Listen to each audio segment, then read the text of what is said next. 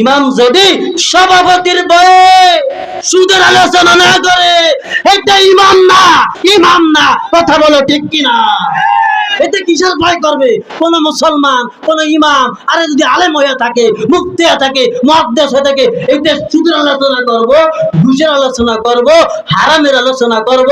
আরে সভাপতিকে দেখার টান নাই, ক্যাশিয়ারকে দেখার টান নাই, হক কথা বলবে। কারণ ইমামদার যারা, এরা জানে হো মুখালিফ সারে দুনিয়া কুছ নেই পরোয়া হয়, ডর নেই হয়, গম নেই হয়, জব খোদা রহমান হয়, সারা দুনিয়া আমার বিরুদ্ধে যাক, আমি ইমাম, আমার মুসল্লি আমার বিরুদ্ধে যাক, আমার বেতন না দেব, চাকরি থেকে বরখাস্ত করে দেব, আমারে আরে এলাকা থেকে ভাগাইয়া দেব, তারপরেও মিম্বারে যেহেতু বসছি, সুদের বিরুদ্ধে কথা বলবো, অন্যায়ের বিরুদ্ধে কথা বলবো।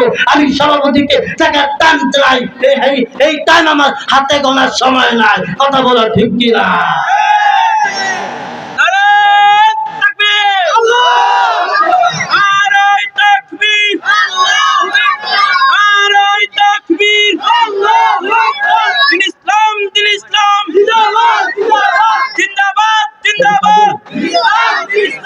কথা বলেন ঠিক কিনা?